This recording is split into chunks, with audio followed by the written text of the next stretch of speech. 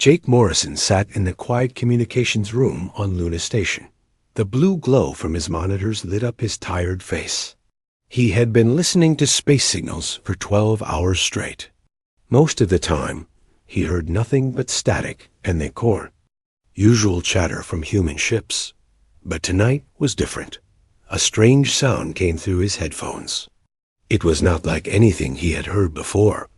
The signal was weak, but clear. Someone was trying to talk, but the words were not human. "Lisa, get over here," Jake called to his partner.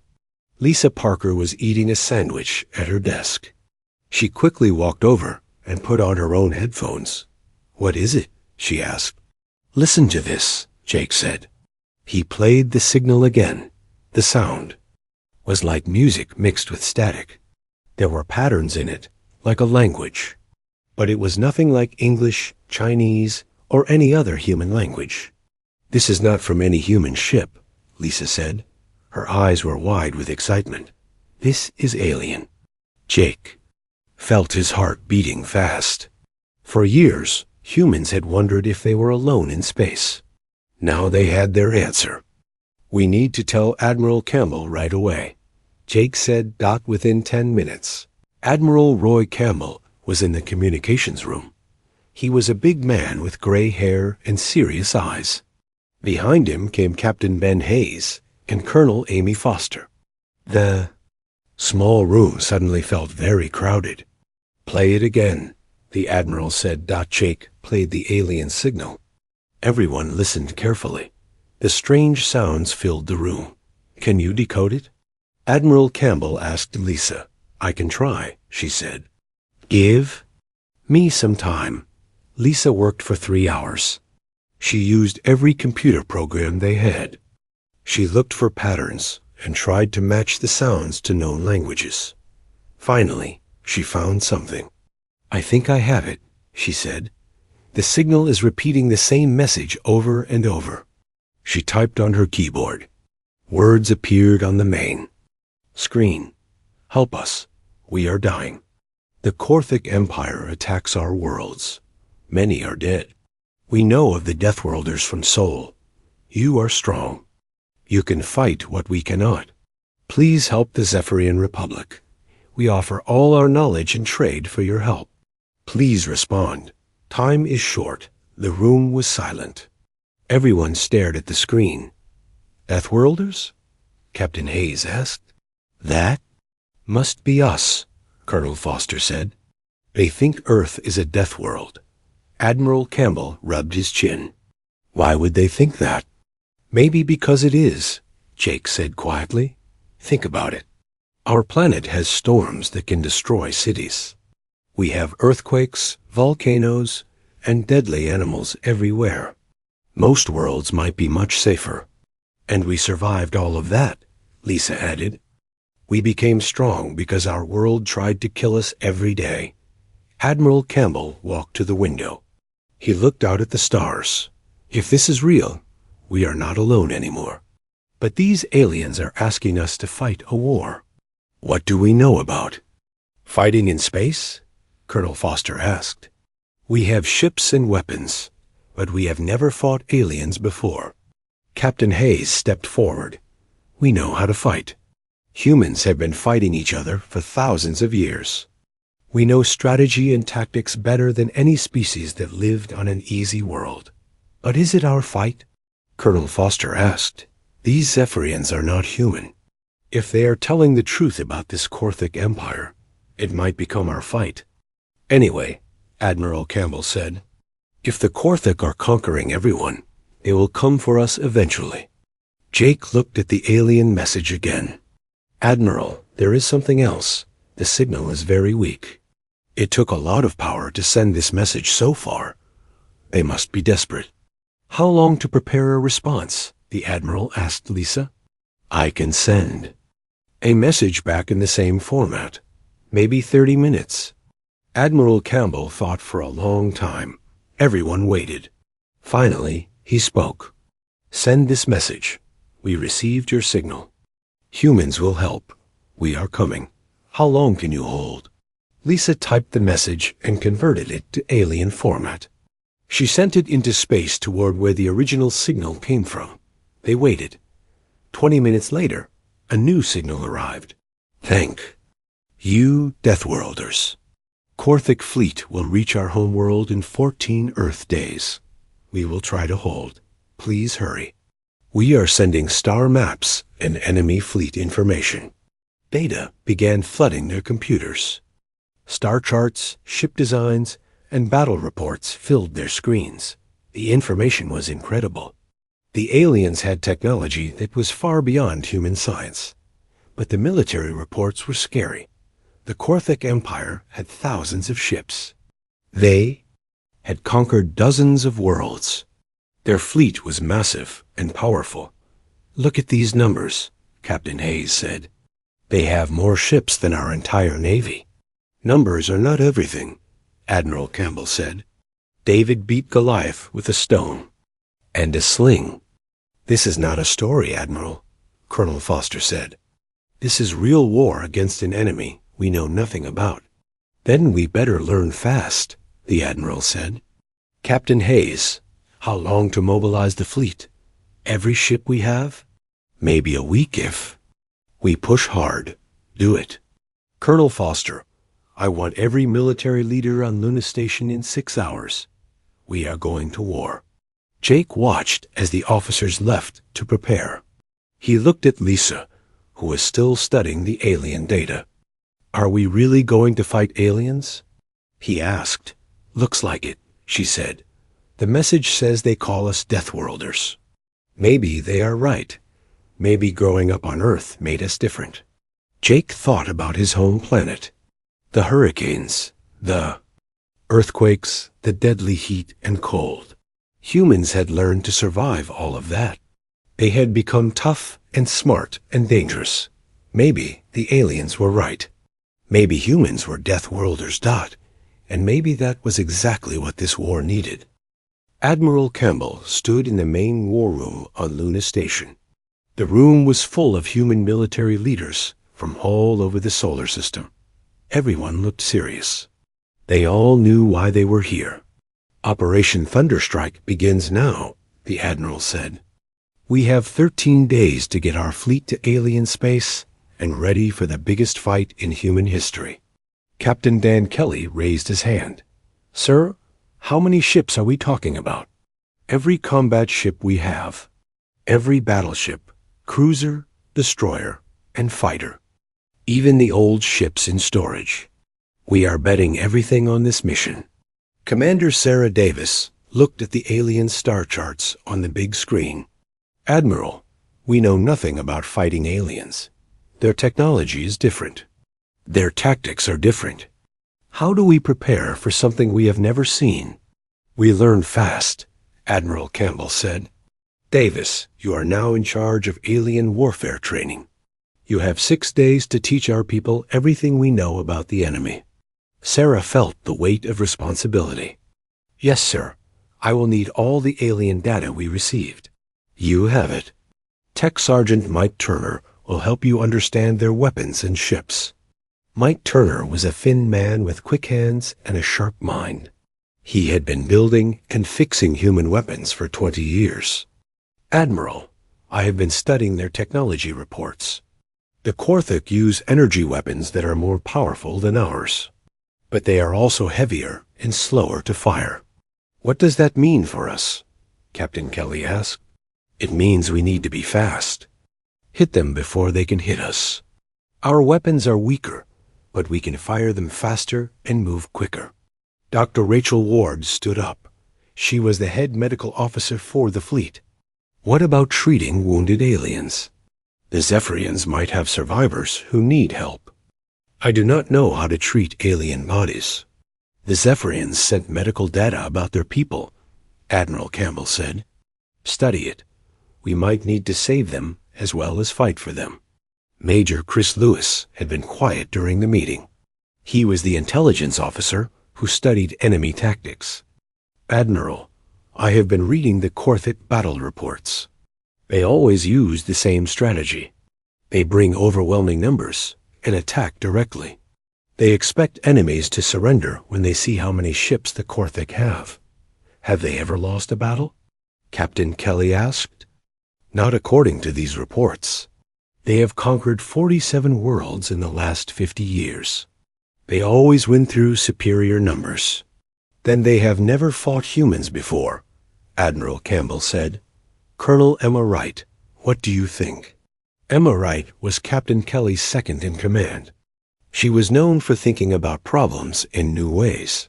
The Korthik expect their enemies to fight fair. They expect big fleets fighting other big fleets in open space. But humans do not always fight fair. What do you mean? Sarah asked. Guerrilla warfare. Hit and run attacks. Ambushes. We have been doing this against each other for thousands of years. Maybe the Korthik have never seen that kind of fighting. Mike Turner nodded.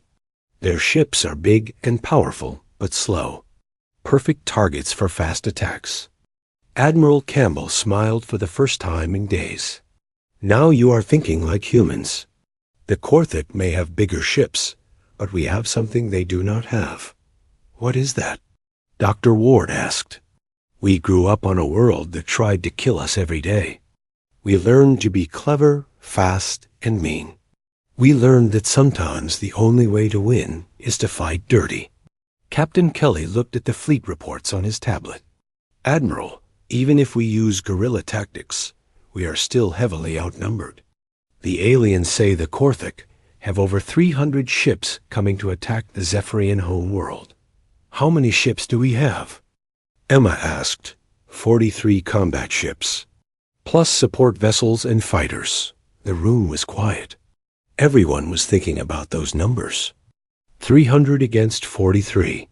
In a fair fight, we lose, Admiral Campbell said. So we do not fight fair. We fight smart. Major Lewis brought up a star map.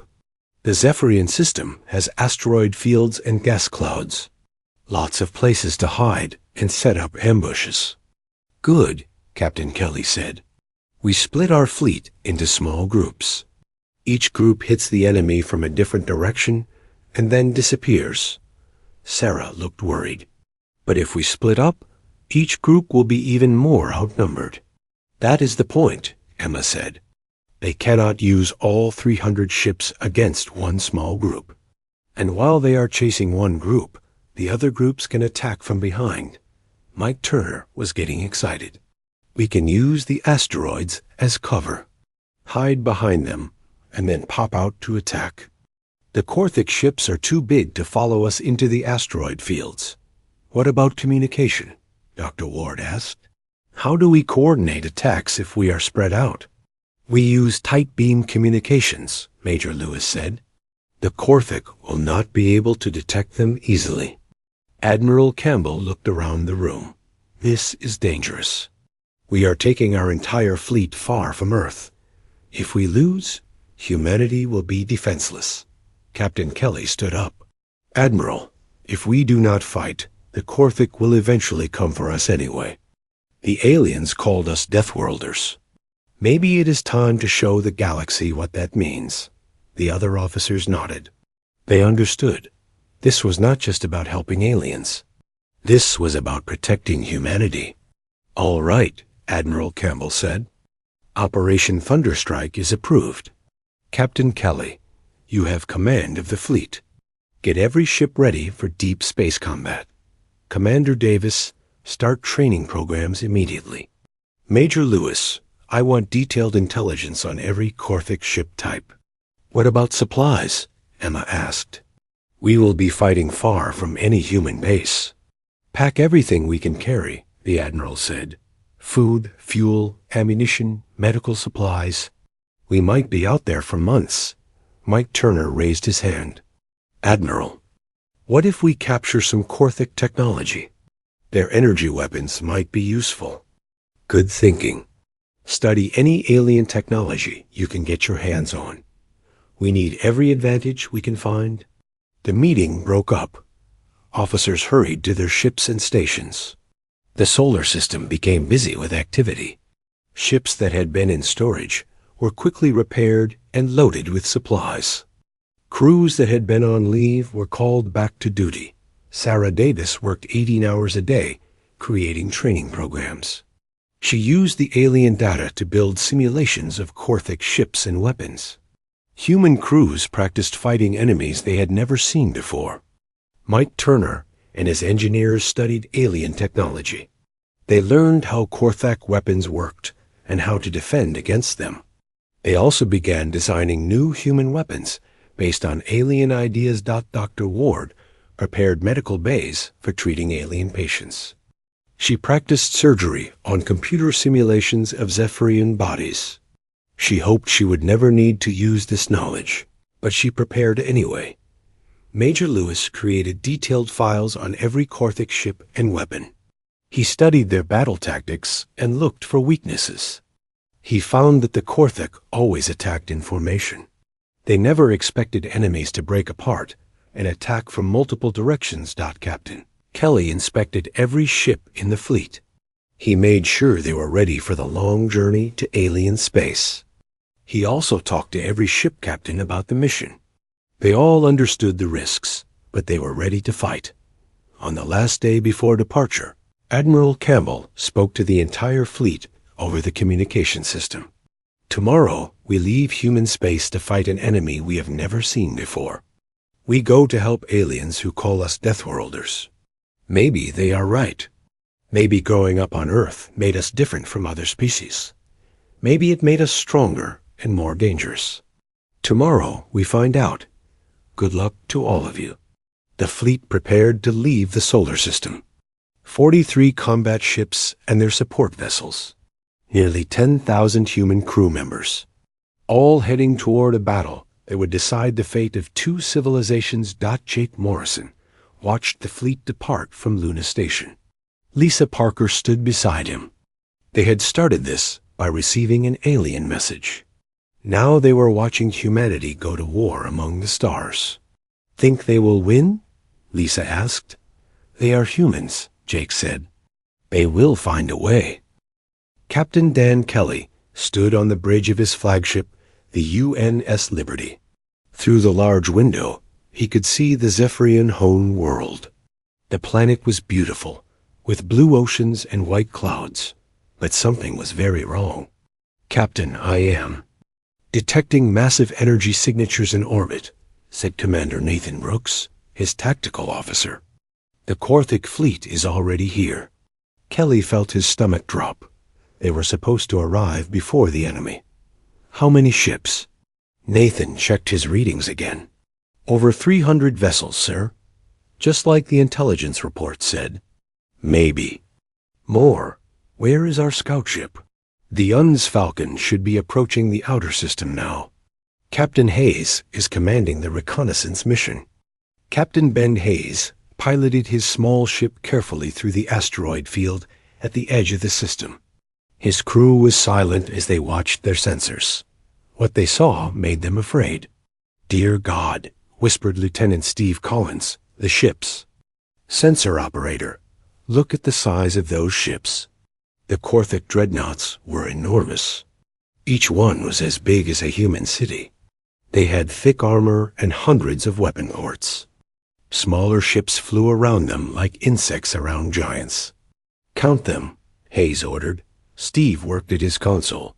312 capital ships, plus at least 1,000 smaller vessels.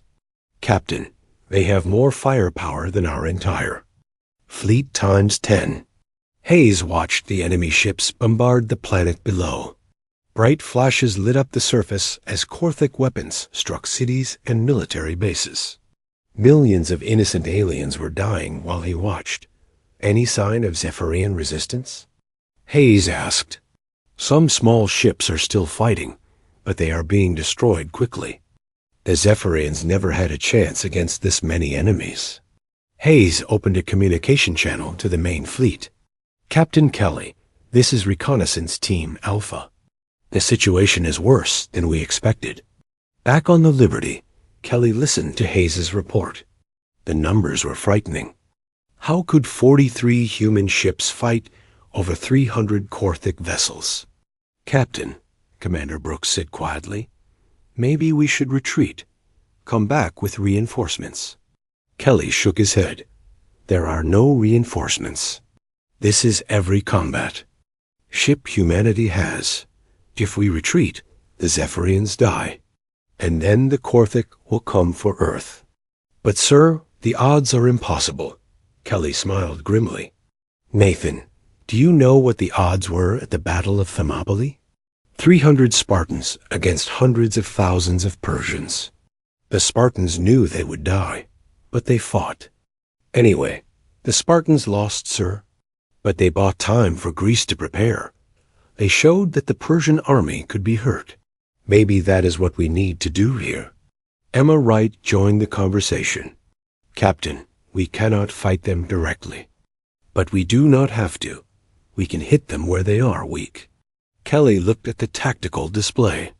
The Korthik fleet was spread around the planet, with groups of ships attacking different targets. What do you have in mind? Look at their formation. They are not expecting an attack. Their ships are focused on bombardment, not defense. If we hit their supply ships and support vessels, we can hurt them without fighting their main battle fleet. Commander Brooks studied the enemy positions. Their supply convoy is at the edge of the system. Only light escort vessels protecting. Perfect, Kelly said. Emma, take 3 destroyer squadrons and hit that convoy. Fast in, maximum damage, fast out. What about the rest of the fleet? Emma asked. We split into hunting packs, just like we planned. Small groups attacking. Isolated enemy ships. We cannot win a big battle, but we can win many small ones.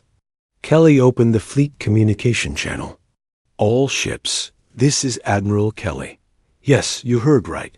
I am promoting myself. We are going to show these aliens why humans are called Deathworlders. The human fleet split into small groups. Each group had 3 to 5 ships. They spread out through the system, using asteroids and gas clouds for cover. Emma Wright led the first attack. Her 3 destroyers approached the Korthik supply convoy from behind a large asteroid. The enemy was not expecting trouble. Their escort ships were scattered and unprepared. All ships, target the largest supply vessels, Emma ordered. Fire. Everything we have. The human ships emerged from hiding and opened fire. Their missiles and energy weapons struck the surprised Korthik vessels. 3 large supply ships exploded before the enemy could react. Enemy escorts are turning to engage, reported Lieutenant Collins, who had been transferred to Emma's ship. Too late, Emma said. All ships retreat to Point Beta. Mission accomplished. The human destroyers disappeared back into the asteroid field before the Korthik escorts could catch them. In less than 5 minutes, they had destroyed vital enemy. Supplies and escaped without damage. Across the system, other human groups launched similar attacks. Captain Lisa Martinez led her cruisers in an assault on a Korthik communication station. Commander Paul Jackson's fighters attacked enemy patrol ships near the system's outer gas giant. The Korthik were confused. Their enemies were not fighting like civilized species. Instead of gathering for one big battle, the humans struck everywhere. At once and then vanished. Admiral Vorthik commanded the Korthik fleet from his massive flagship. He was an old warrior who had conquered many worlds. But this was different. These Deathworlders fought in ways he had never seen. How many ships have we lost? He asked his aide. 47 vessels destroyed, Admiral. Mostly supply ships and escorts, but the enemy fleet is much smaller than ours. Why do they not surrender? Admiral Vorthik studied the battle reports. These humans are different. They do not fight for conquest or glory. They fight for survival. That makes them very dangerous. Captain Kelly watched the battle reports from his command ship. The hit-and-run attacks were working. The human fleet had destroyed dozens of enemy ships without losing any of their own. But the Korthik were learning. They began grouping their ships together for protection. They sent hunting parties into the asteroid fields to find human ships. Captain, we have a problem. Nathan Brooks reported. The enemy is adapting. They are making it harder for our ships to attack safely. And we adapt too, Kelly said. Order all groups to increase the time between attacks. Let the enemy think. We have retreated and hit them when they relax. The battle continued for 2 days. Human ships would attack, destroy enemy vessels, and disappear. The Korthik tried to chase them, but could never catch the faster human ships in the asteroid fields. But Admiral Vorthik was clever. He began using the planet's population as a shield. Whenever human ships appeared, he threatened to destroy more. Zephyrian cities, unless they retreated. Captain Hayes watched from his scout ship as Korthik weapons destroyed another alien city. Millions of innocent beings died in seconds. We have to do something, he told his crew. What can we do? Steve Collins asked. If we attack, they will just kill more civilians. Hayes made a decision that would change everything. Send a message to Admiral Vorthik. Tell him the human fleet wants to negotiate. Sir, are we surrendering? No, Steve. We are buying time and setting a trap. Hayes opened a communication channel to the Korthik flagship. Admiral Vorthik, this is Captain Ben Hayes of the human fleet. We want to discuss terms. Vorthik was surprised. In all his years of conquest, no enemy had ever tried to negotiate from a position of weakness. What terms do you propose, human? Meet us at the third moon of this system. Just your flagship and 1 escort. We will bring 2 ships. We can discuss how to end this fighting.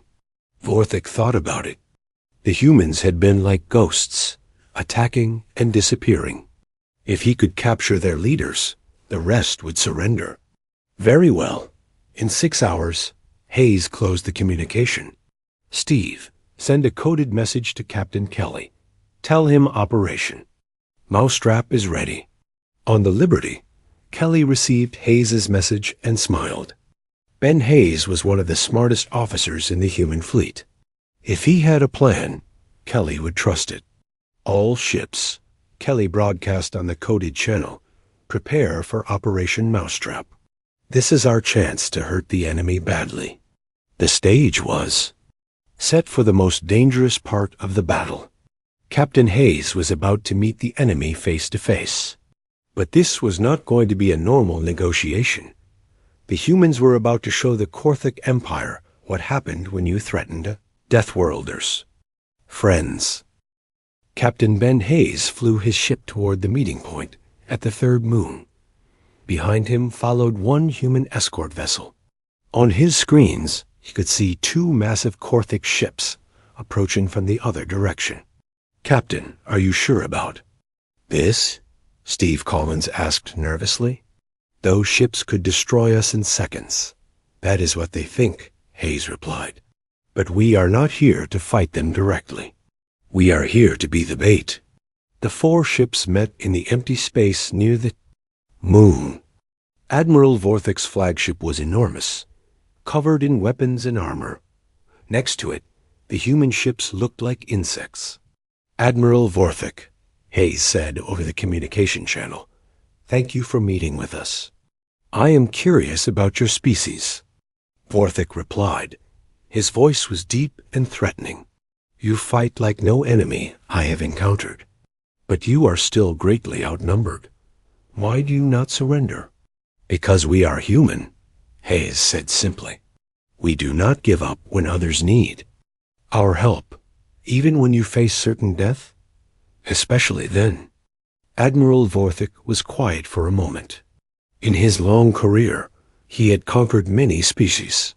Most surrendered when they saw his fleet. Others fought briefly and then gave up. But these humans were different. What terms do you offer? Vorthik asked. Leave the Zephyrian system. Find another target. In exchange, we will not follow you. Vorthik laughed, a harsh sound. You think you can threaten me? I have over 300 ships. You have less than 50. Numbers are not everything, Hayes said. We have already destroyed 60 of your ships, and I have destroyed 3 of your cities on the planet below. I can destroy more if you do not surrender." Hayes felt anger rise in his chest. The Korthik were using innocent civilians as weapons. "You are a coward, Vorthik. You hide behind helpless aliens because you cannot defeat us in a fair fight." "There is no such thing as a fair fight," Vorthik snarled. "There is only victory and defeat. I will give you one chance. Surrender now, and I will kill you quickly. Refuse, and I will hunt down every human ship and torture your crews before I kill them." "I have a counteroffer," Hayes said calmly. "Look behind you."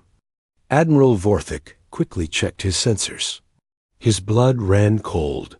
Somehow, 30 human ships had appeared around the moon. They had been hiding in the moon's crater fields and on its dark side. The meeting had been a trap. "You see, Admiral," Hayes continued, "while we were talking, my fleet was getting into position. Your 2 ships are now surrounded." Vorthik's aide was panicking. "Admiral, how did they hide so many ships?" "Our sensors showed nothing." "These Deathworlders are clever," Vorthik admitted grudgingly. "But 2 ships for 30 is still a good trade for me." "Who said anything about trading?" Hayes asked. Suddenly, the moon itself seemed to explode. Hidden fusion charges that human engineers had secretly planted detonated all across the surface. The moon broke apart, sending massive chunks of rock flying in all directions. But the humans had calculated everything perfectly. The largest pieces of the shattered moon flew directly toward the Korthik ships like guided missiles. Each piece was as big as a battleship and moving at incredible speed. Admiral Vorthik watched in horror as a mountain-sized chunk of rock smashed into his flagship. The impact crushed through his armor and destroyed half his ship. His escort vessel was hit by 3 smaller pieces and broke apart completely. "Impossible," Vorthik gasped as his ship shook from secondary explosions. "How did you calculate the trajectory of so many fragments?" "We grew up on a death world," Hayes replied. "We learned physics by surviving asteroid impacts, volcanic explosions, and planetary disasters. This is just Tuesday for us." Captain Kelly's voice came over the communication channel. "All human ships, target the damaged flagship. Do not let it escape." The 30 human ships opened fire on Vorthik's crippled vessel. Missiles and energy beams struck from all directions. The mighty Korthik flagship, which had conquered dozens of worlds, was torn apart by concentrated human firepower. "Admiral," Vorthik's last transmission was filled with disbelief. "We were the conquerors of the galaxy. How can we be defeated by primitives from a single world?" "Because that world made us strong," Hayes replied as the flagship exploded. The destruction of Admiral Vorthik sent shockwaves through the Korthik fleet. Their supreme commander was dead, killed by inferior enemies using tactics they had never seen before. But the Korthik were not finished. Vice Admiral Korath took command of the remaining fleet. He was younger than Vorthik, but just as ruthless. "All ships," Korath broadcast. "These humans think they are clever. We will show them what happens when they anger the Korthik Empire. Begin systematic destruction of the planet. Kill every Zephyrian. When the humans see their friends dying, they will come out to fight us properly." The Korthik fleet moved into bombardment formation around the planet. They began destroying cities, forests, and oceans. The beautiful blue world started to turn brown and gray under the attack. Captain Kelly watched the destruction from his command ship. "They are committing genocide," he said quietly. "We cannot let this continue." Commander Brooks looked at the tactical display. "Sir, we have destroyed about 80 enemy ships, but they still have over 200 left. If we attack their main fleet directly, we will be destroyed." "Then we do not attack directly," Kelly said. "Emma, what is the status of the other hunting groups?" Emma Wright checked her reports. All groups are ready, Captain. We have been positioning them around the system while the Korthik were focused. On us. Good. Signal all groups. Operation Final Strike is now active.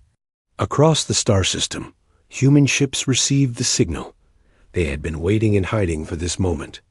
Now they would strike all at once. Captain Lisa Martinez led her cruiser. Squadron out of the asteroid belt. All ships target the enemy supply depot. Maximum firepower. Commander Paul Jackson launched his fighters from hidden positions in the gas giant's atmosphere.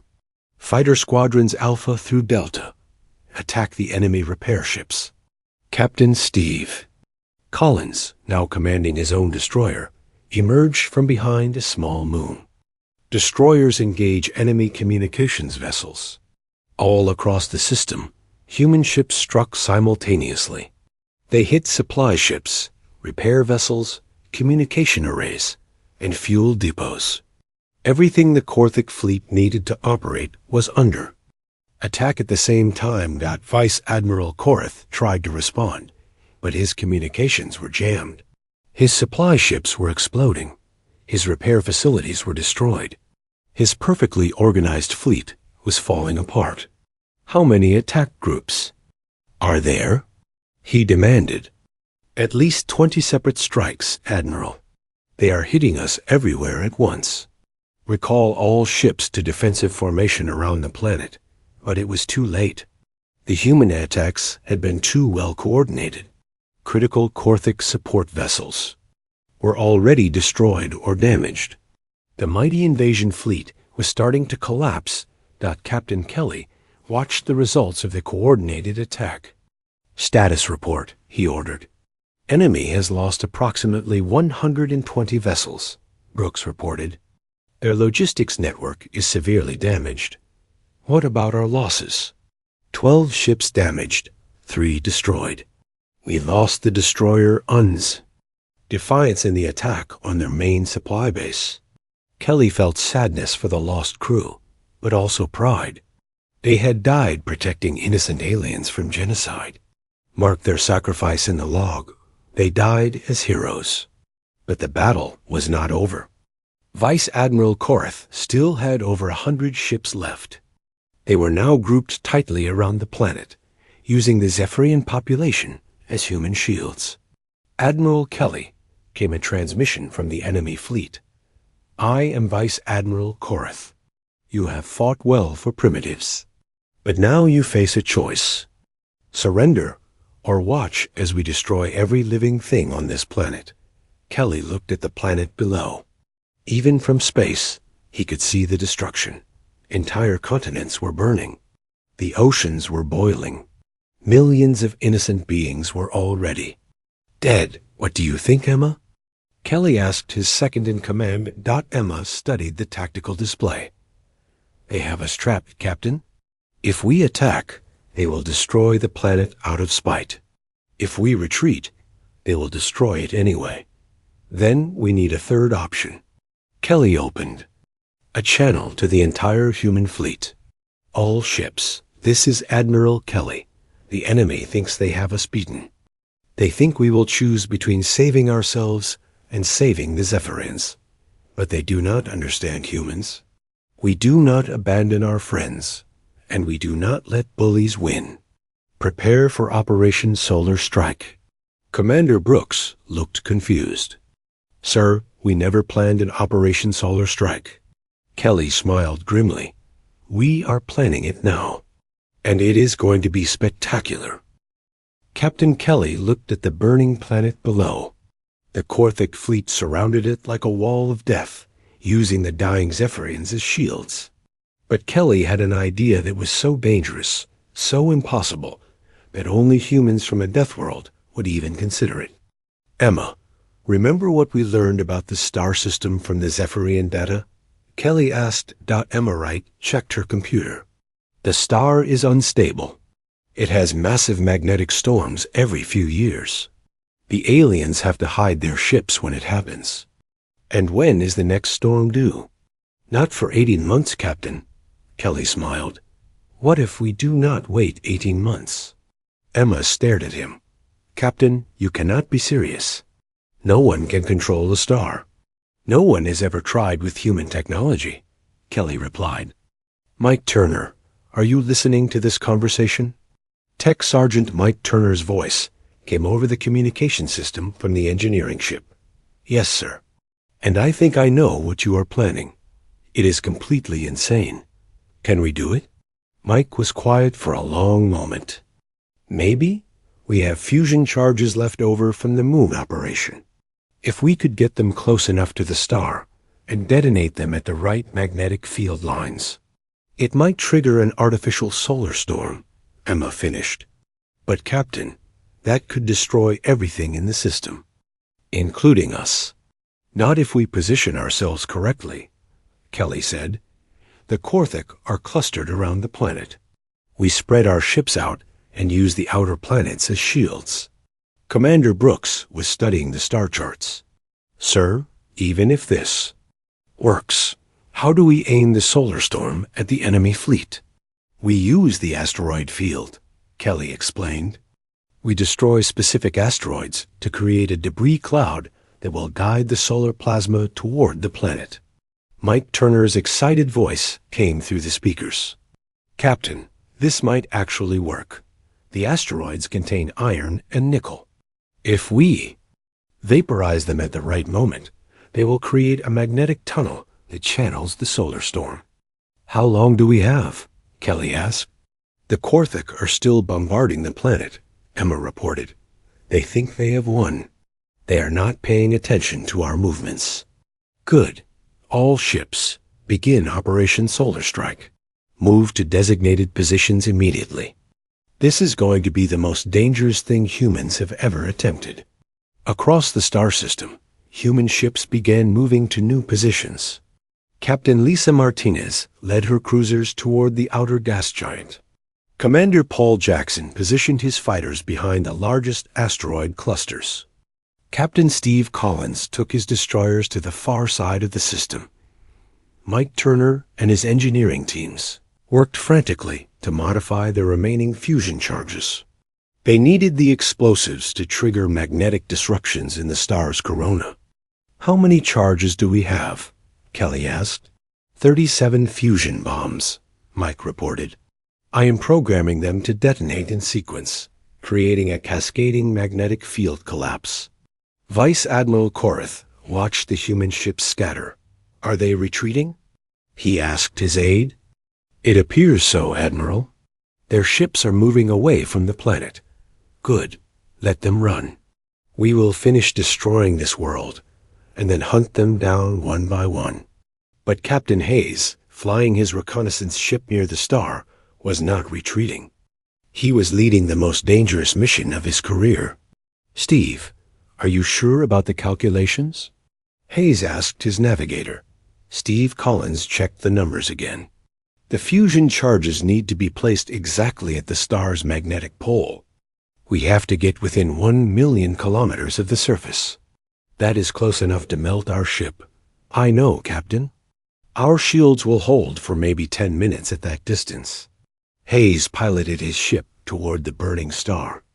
The temperature inside the cockpit began rising as they approached.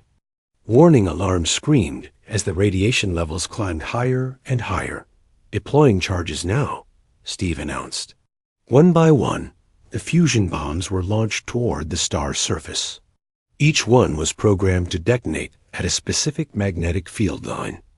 Charges away, Hayes reported to the fleet.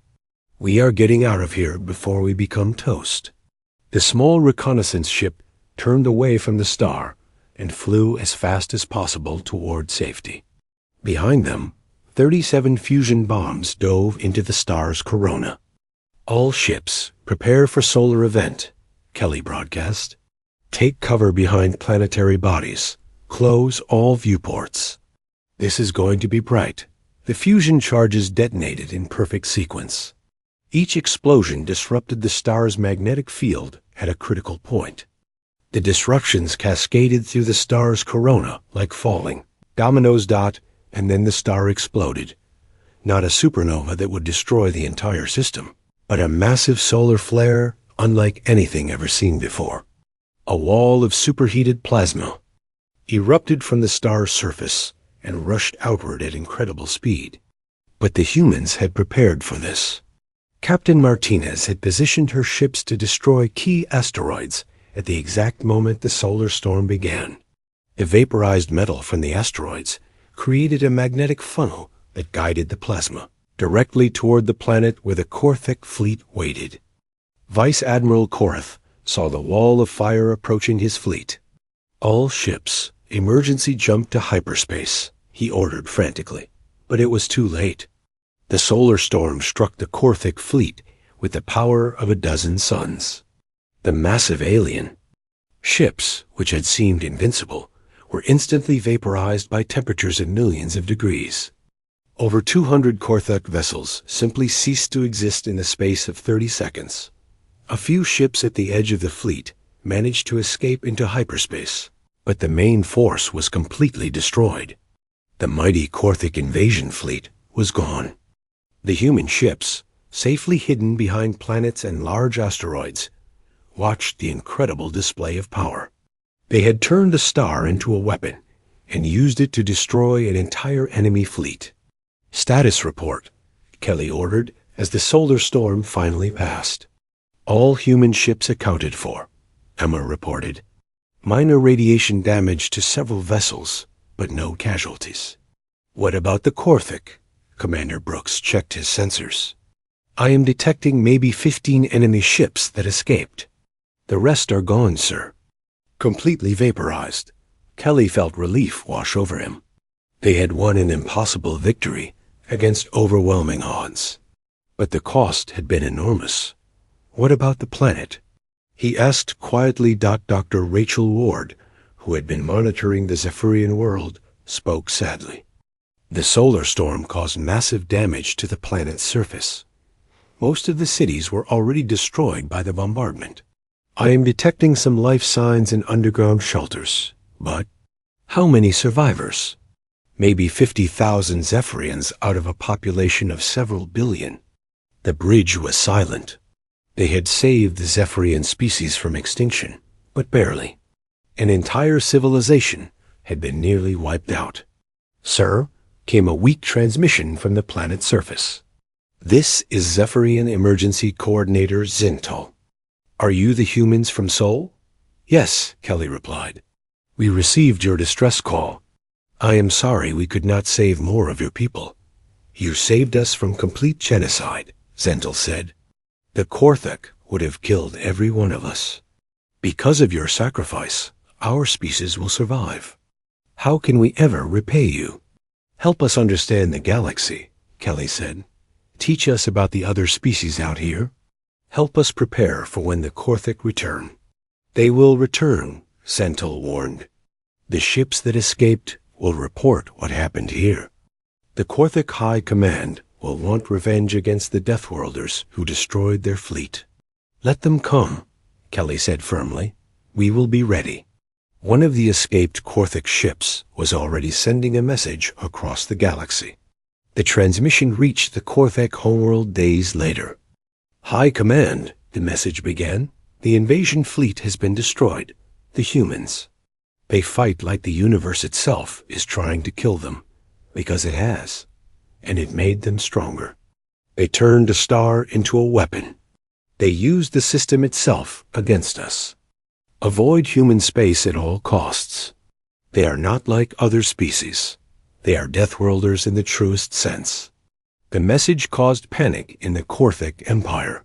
For the first time in their history, they had encountered a species that was more dangerous than they were.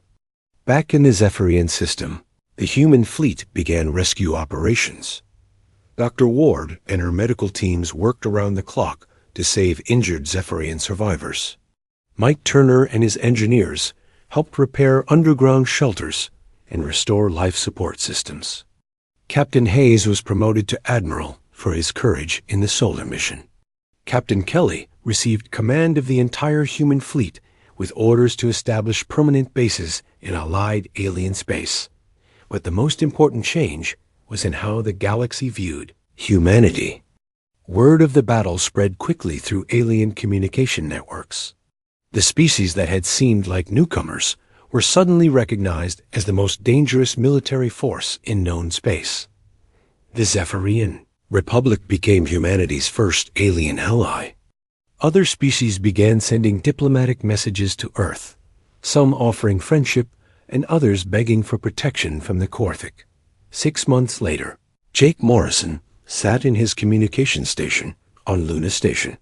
He was monitoring signals from across the galaxy when Lisa Parker came over to his desk. "Jake, you need to hear this," she said excitedly. She played a transmission that had been intercepted from deep space. It was in a language they did not recognize, but their translation computer had decoded it. "This is the Antaran Federation calling the Sol System. We have heard of your victory over the Korthic Empire. Our worlds are under attack by the same enemy, Pleh.